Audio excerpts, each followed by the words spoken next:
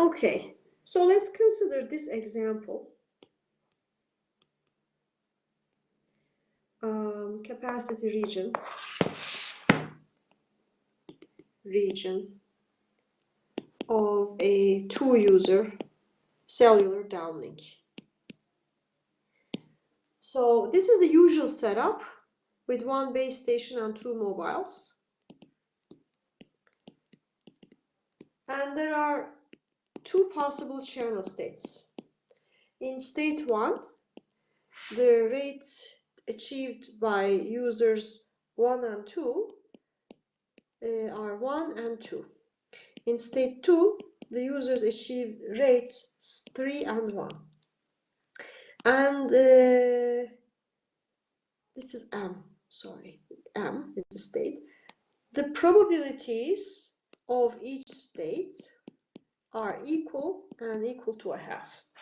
Okay, so a rate, a rate vector is inside the capacitor region if there exists an allocation of alpha mi, which are the probabilities of assigning state m to user I for I equals 1 and 2, such that lambda 1 is less than or equal to alpha 1 1 c1 1 pi 1 plus alpha 2 1 c2 1 pi 2. In our example, c1 1 is 1, c2 1 is 3. Okay, and these probabilities are 1/2 1/2. Okay, so then this is basically alpha 1 1 over 2 plus alpha 2 1 times 3 over 2. Okay, similarly, alpha 2 is less than or equal to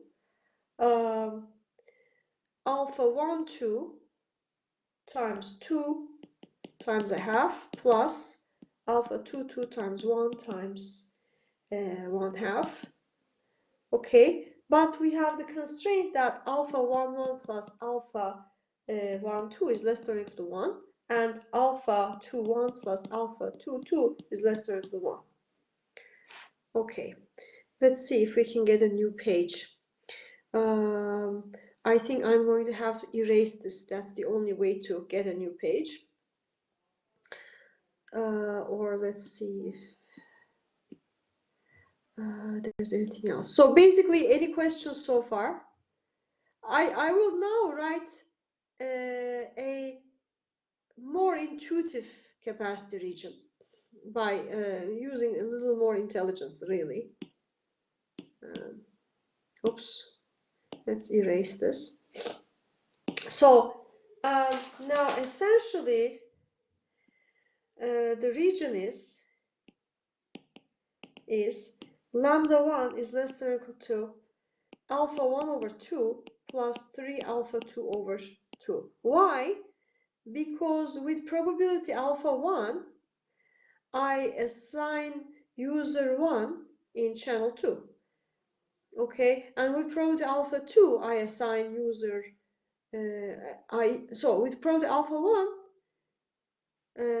1 is the probability that user 1 is scheduled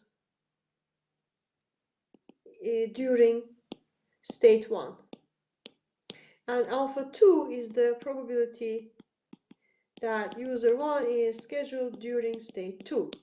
Okay, and this would be the average rate that user 1 would achieve that way.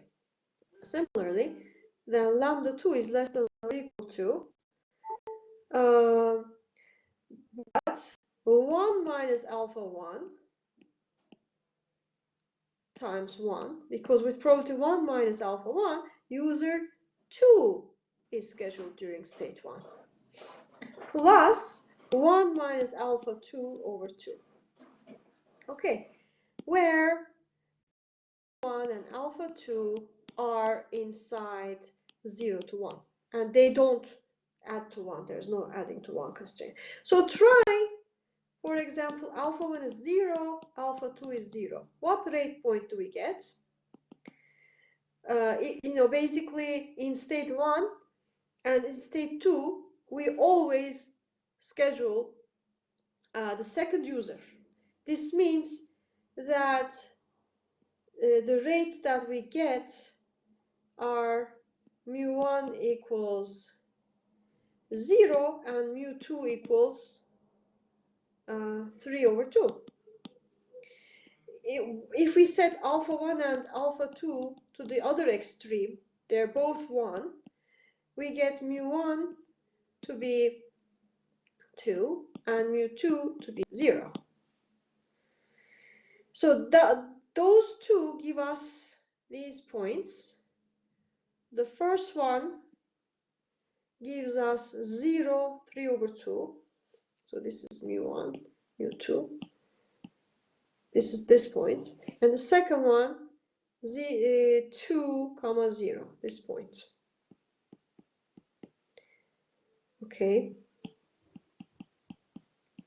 Now, or we could do alpha 1 is to be 0, alpha 2 to be 1, meaning always select user 1 in the second state and select user 2 in the first state. That gives us the rate 1.5, 1, and it is this point, 1.5, 1.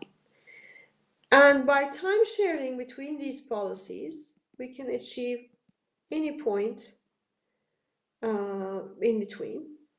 And then obviously any rate within this region is also achievable. So that gives us the capacity region of this network setup.